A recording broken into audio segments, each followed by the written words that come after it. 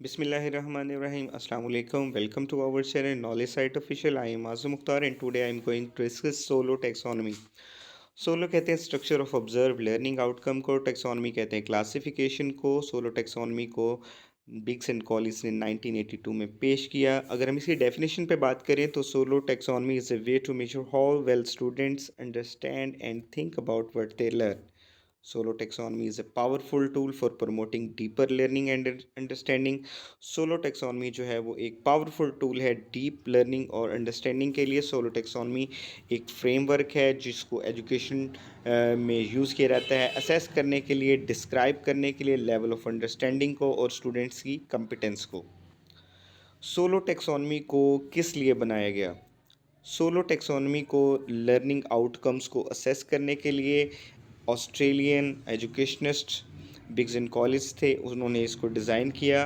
उनके मुताबिक, उनके मॉडल के मुताबिक सबसे पहले लर्निंग आउटकम्स को डिज़ाइन किया जाता है, उसके बाद एक्टिविटीज़ को डिज़ाइन किया जाता है और उन एक्टिविटीज़ की बेस पे हम लर्निंग आउटकम्स को असेस करते हैं। सोलो टेक्सोनमी के 2 लेवल्स हैं और इसकी 5 स्टेजेस हैं। तो सबसे पहले हम बात कर लेते हैं प्री स्ट्रक्चरल स्टेज की। प्री स्ट्रक्चरल एक ऐसी स्टेज है जिसमें स्टूडेंट्स को किसी भी किस्म की कोई भी अवेयरनेस नहीं होती। वो जिस चीज़ के बारे में जानना चाहता है उसको उसके बारे में कोई भी इल्म नहीं होता, कोई भी नॉलेज नहीं होता। Students have no understanding of topic and student is not sure about the topic. ये एक इन्फेंसी स्टेज होती है जिसमें बच्चा कोई भी अवेयरनेस किसी भी चीज़ के बारे में, जिसके बारे में वो जानना चाहता है उसके बारे में उसको अवेयरनेस नहीं होती। उसके बाद दूसरा लेवल है यूनिस्ट्रक्चरल का।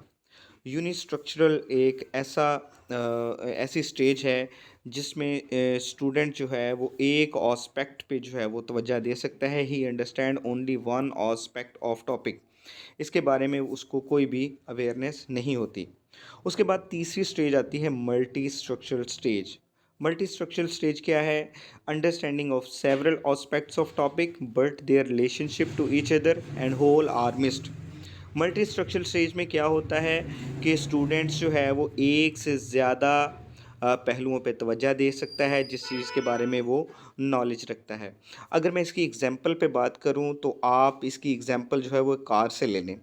इन्फेंसी स्टेज में क्या होता है? प्री स्ट्रक्चरल स्टेज में एक बच्चा है जिसने कभी भी गाड़ी को नहीं देखा, तो वो गाड़ी के बारे में कोई भी किसी भी किस्म का नॉलेज नहीं रखता, उसको किसी भी किस्म की अंडरस्टैंडिंग नहीं है। उसके बाद हम चले जाते हैं यूनिस्ट्रक्चरल स्टेज में। जैसे ही वो बच्चा बड़ा होता है उसको पता चलता है कि जो गाड़ी है उसके अंदर एक स्टीयरिंग है और स्टीयरिंग को जब घुमाया जाता है तो गाड़ी चलती है और इसके बारे में इसको कोई भी इंफॉर्मेशन गाड़ी के बारे में नहीं होती। तो ये यूनिस्ट्रक्चरल स्टेज है। उसके बाद multi structural stage. Multi structural stage में जब वो बच्चा पहुंचता है उसके बाद नॉलेज उसका बढ़ता है तो उसको पता चलता है कि गाड़ी जो है वो सिर्फ स्टीयरिंग से नहीं चलती, इसके साथ क्लच भी होता है, इसके साथ लीवर भी होता है, इसके साथ ब्रेक भी होती है। तो ये सारी चीज़ें जो है वो जब उसका नॉलेज बढ़ता है तो वो मल्टी स्ट्रक्चरल स्टेज में चला जाता है। उसके बाद जो है वो दूसरी हमारी जो कैटेगरी है डीप कैटेगरी लेवल स्टार्ट होता है। उसमें जो फोर्थ स्टेज है वो है रिलेशनल। रिलेशनल स्टेज में क्या होता है? Understanding of relationship among different aspects and to whole. इसमें स्टूडेंट क्या करता है, जो डिफरेंट स्टेजेस होती हैं उनका आपस में रिलेशन कायम करता है।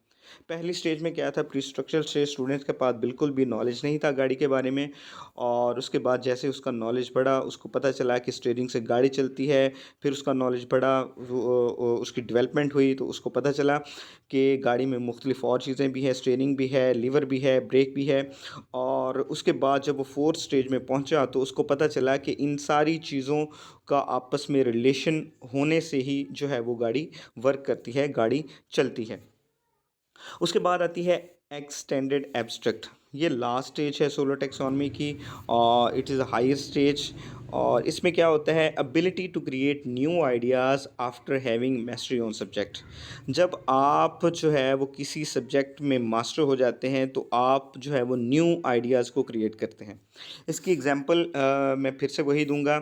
गाड़ी की एग्जांपल लेते हैं। इसमें जो है वो स्टूडेंट डिफरेंट सिस्टम्स को एनालाइज करता है, उनका आपस में कनेक्शन बनाता है, उनका आपस में रिलेशन बनाता है। डिफरेंट सिस्टम्स को उनका कंपैरिजन भी करता है स्टूडेंट।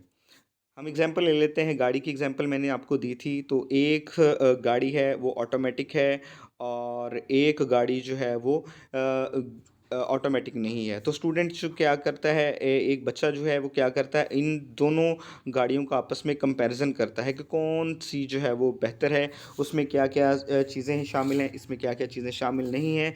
तो एक्सटेंडेड एब्स्ट्रैक्ट में जो है वो स्टूडेंट्स डिफरेंट सिस्टम का कंपैरिजन करता है और इनका आपस में कनेक्शन बनाता है।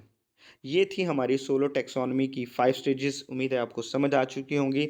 इसमें 2 जो है वो लेवल हैं, सरफेस कैटेगरी लेवल है और एक है deep category level. Surface category level में 2 स्टेजेस आती हैं, यूनिस्ट्रक्चरल स्टेज और मल्टी स्ट्रक्चरल स्टेज।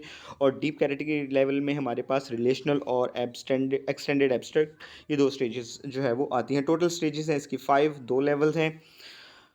अगर हम इसके प्रोपोर्शन की बात कर लें, proportion of SOLO taxonomy in papers, unistructural stage 17% है, मल्टी स्ट्रक्चरल स्टेज में 66% है, रिलेशनल में 17% है। What are the benefits of solar taxonomy? Solar taxonomy के बेनिफिट्स क्या हैं? It help students to develop deeper understanding and critical thinking skills. Critical thinking जो है वो स्टूडेंट्स में जो है वो प्रमोट होती है और उनकी लर्निंग भी इम्प्रूव होती है। Allows teachers to assess students learning more accurately, ये टीचर्स की हेल्प करती है ताकि लर्निंग को जो है वो असेस किया जा सके accurately. Encourages student to take ownership of their learning. तो ये था हमारा सोलो टैक्सोनॉमी का टॉपिक। उम्मीद है आपको इसकी समझ आ चुकी होगी। अगर आपको वीडियो अच्छी लगे तो वीडियो को लाइक कीजिएगा, चैनल को सब्सक्राइब कीजिएगा और अपनी राय का इजहार ज़रूर कीजिएगा। Thank you so much.